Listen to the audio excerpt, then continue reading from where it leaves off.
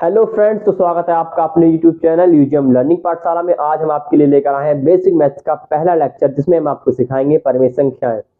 Basic maths का पहला lecture, इसमें हम आपको परिमेय संख्याएं सिखाने वाले हैं। परिमेय संख्याओं को सीखने के बाद हम आपको सिखाएंगे संख्याओं का लासा ज्ञात करना, मासा ज्ञात करना। और जब तक आपका बेसिक मैथ्स क्लियर नहीं होगा तब तक आप ना ही कोई सी कॉम्पिटिटिव एग्जाम की मैथ्स को क्लियर सही से समझ पाएंगे, क्योंकि सारे कॉम्पिटिटिव एग्जाम में बेसिक मैथ्स ही आता है। बस इस फर्क इतना होता है कि वो थोड़ा हाई लेवल का होता है, पर सारा कॉम्पिटिटिव एग्जाम होता है वो क्लास 6 से लेके 8 तक का ही बेसिक मैथ्स का थोड़ा ब्रॉड रूप होता है, और उससे ज्यादा कुछ नहीं होता। ना ही कंपटीशन में 11th और 12th की मैथ आती है, बस जीरो क्लास 6 से लेके 10 तक की मैथ ही कंपटीशन में पूछा जाता है। बस थोड़ा ट्रिकी हो जाता है और थोड़ा टफ हो जाता है। तो बेसिक मैथ के पहले लेक्चर में हमें जानेंगे परिमेय संख्याएं। परिमेय संख्याओं का बेसिक मैथ का पहला लेक्चर स्टार्ट करते हैं। तो आइए जानते हैं परिमेय संख्याएं क्या होती हैं। तो हमारा आज का टॉपिक होने वाला है परिमेय संख्याएं। तो लिखते हैं बोर्ड पर।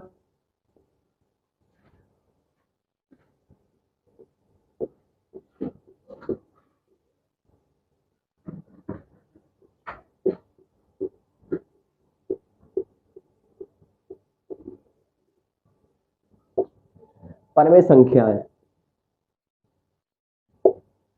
ये बेसिक मैथ्स का बहुत ही लो लेवल का टॉपिक है। परिमेय संख्या, जब तक आपको ये नहीं पता होगा परिमेय संख्या क्या होते हैं, तब तक ना तो आप परिमेय संख्याओं का गुणा भाग करना सीख पाएंगे, और ना ही तब तक आप परिमेय संख्याओं को जोड़ना या घटाना सीख पाएंगे। जब तक आप जोड़ना, घटाना, गुणा भाग करना ही नहीं जानेंगे तो आप इससे टफ सवाल नहीं कर पाएंगे। तो सबसे पहले हमें परिमेय संख्याओं के बारे में जानना होगा। तो चलिए स्टार्ट करते हैं। जो संख्याएं P अपॉन Q के रूप में लिखी होती हैं वो सारी परिमेय संख्या कहलाती हैं। जैसा कि मैं एग्जाम्पल के रूप में लिखता हूं, एग्जाम्पल है, जो संख्याएं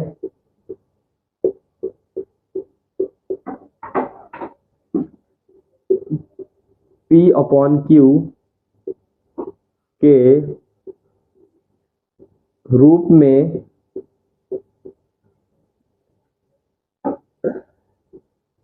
लिखी होती हैं, लिखी हो, परिमेय संख्याएं कहलाती हैं। परिमेय संख्याएं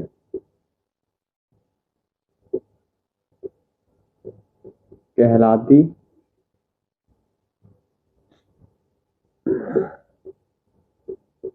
हैं।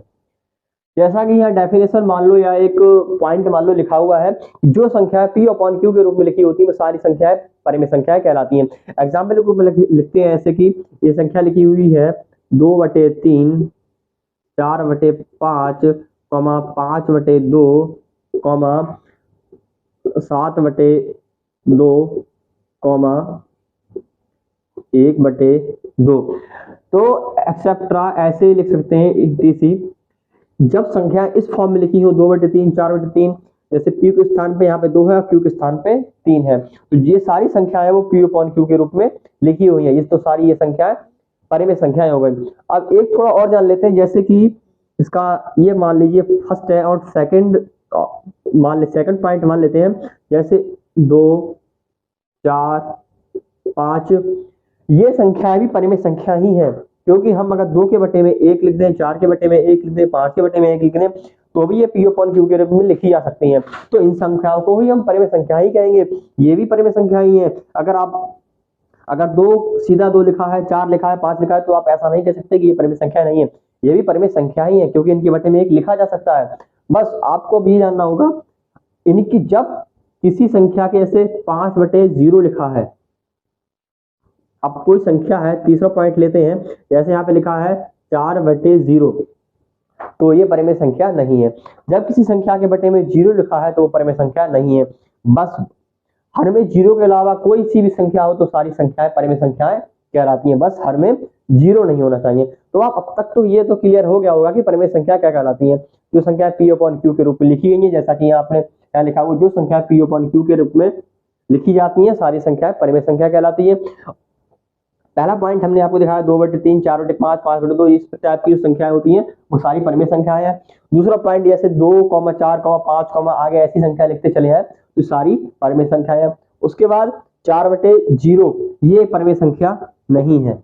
क्योंकि बटे में जब जीरो, हर में जब जीरो आ जाए तो इस प्रकार की संख्याओं को परिमेय संख्या नहीं कह सकते। बस बेसिक पॉइंट समझने वाला यह है कि हर में जीरो नहीं होना चाहिए, जीरो के अलावा जो भी संख्या है वो सारी की सारी परिमेय संख्याएं हैं।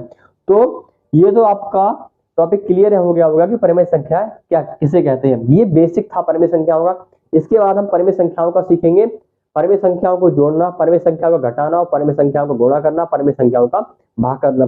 आपने नॉर्मल जोड़ घटा गुणा भाग तो किया होगा, सेम उससे थोड़ा टफ हो, ज्यादा टफ नहीं होता है, बस थोड़ा ट्रिकी है। आप ट्रिक समझ जाएंगे तो आराम से परिमेय संख्याओं का जोड़ना घटाना गुणा भाग सीख लेंगे।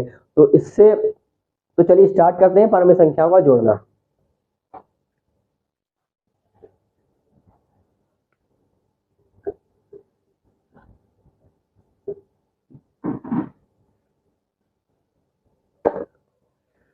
तो अब हम सीखेंगे परिमेय संख्याओं को कैसे जोड़ा जाता है। तो पहला टॉपिक यहाँ पे लिखते हैं परिमेय संख्याओं का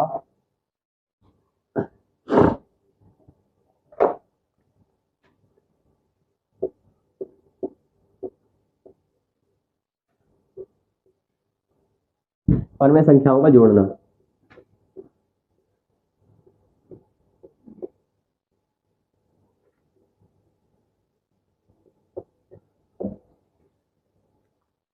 तो अब टॉपिक आपके सामने है परिमेय संख्याओं का जोड़ना। हाँ तो फ्रेंड्स, ये सवाल आपके सामने लिखा हुआ है। सवाल है 2/3 प्लस 5/2। इस सवाल को सॉल्व करने के लिए हमें क्या करना होगा, तो चलिए आगे देखते हैं। जैसे कि यहाँ पर सवाल लिखा हुआ है 2/3 प्लस 5/2 को हमें जोड़ना है, तो हर जो है उन्हें उनकी आपस में हमें एलसीएम लेना पड़ेगा। जहाँ पे हर है 3 और यहाँ पे हर है 2। 2/3 में हर है 3, 5/2 में हर है 2। तो 3 और 2 का एलसीएम लेंगे, 3 और 2 का एलसीएम क्या आएगा 6। 3 और 2 का एलसीएम निकल के आएगा यहाँ पे 6। उसके बाद हमें करना क्या है, 3 और 2 का एलसीएम 6 ले लिया है। अब हम 3 से 6 को भाग देंगे। 3 से 6 को भाग देंगे तो भागफल कितना जाएगा 2। जब 2 भागफल जाएगा तो हम 2 में 2 से कर देंगे गुणा। जब 2 भागफल गया तो 2 में 2 से गुणा कर देंगे तो क्या आएगा 2 दूनी 4।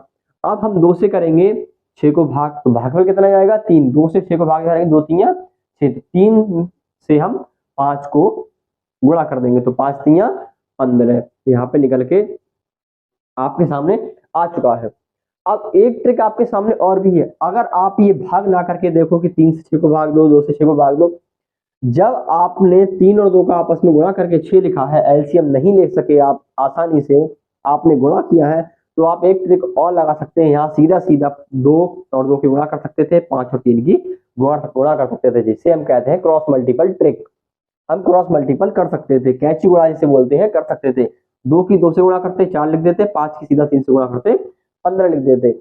और ये हमने इसलिए आपको सिखाया है, हर बार सिचुएशन आपके सामने ठीक ऐसी नहीं होगी कि 3 और 2 का गुणा करके आपने सीधा 6 लिखा है। कभी कभी ऐसा होगा, यहाँ पे वो हम आपको आगे सिखाएंगे। अभी तो सिचुएशन आसान है, तो आपने सीधा यहाँ पे 3 और 2 से गुणा करके 6 लिख दिया, क्रॉस मल्टीपल कर दिया। अब आगे सिचुएशन टफ आती जाएगी तो आपको ये प्रॉब्लम, ये इस ट्रिक का यूज नहीं कर सकेंगे। उसके लिए मैंने सिखाया था कि 3 से पहले 6 को भाग दो, उसके बचा भागफल दो, और भागफल की यहाँ पे अंश से गुणा कर दिया।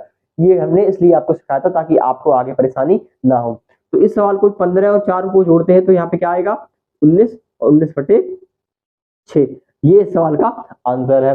तो आपको ये सवाल तो आसानी से समझ में आ गया होगा कि दो भिन्न आपस में दी हुई है तो उन्हें हम कैसे जोड़ें, जबकि उनके हर अलग अलग हैं।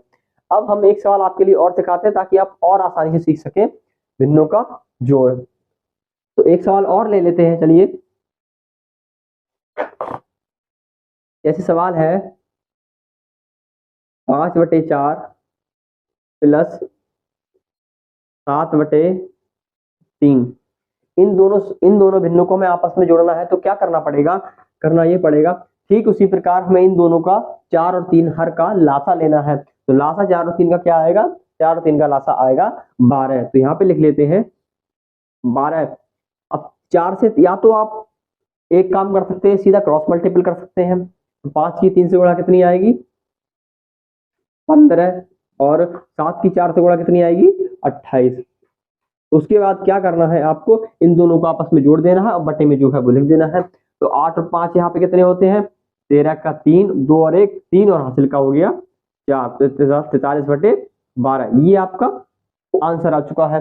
अगर आपके सामने हर क्लास आप सीधा सीधा नहीं ले सकते हैं, तब आपके सामने क्रॉस मल्टीपल ट्रैक होती है, वो आपकी हो जाती है फेल। उसके लिए हम आपको अगली वीडियो में सिखाएंगे कि अगर आपको क्रॉस मल्टीपल ट्रिक यूज नहीं हो रही है तो क्या कर रहा है। तो बने रहिए हमारे साथ, हम आपके लिए बेसिक मैथ्स के सारे टॉपिक कराएंगे। परिमेय संख्या को जोड़ना हमने आपको इस वीडियो में सिखा दिया है। नेक्स्ट वीडियो में हम आपके लिए लेकर आएंगे परिमेय संख्या को हटाना, और उससे अगली वीडियो में परिमेय संख्याओं का गुणा करना और भाग करना भी हम आपको सिखाएंगे। तो बेसिक मैथ्स जीरो से हीरो में आपको बना के छोड़ेंगे। तो बने रहिए हमारे साथ। अगर हमारी वीडियो अच्छी लगे तो वीडियो को लाइक करें, हमारे वीडियो को शेयर करें, हमारे चैनल को सब्सक्राइब करें। थैंक यू गाइस, मिलते हैं नेक्स्ट वीडियो में।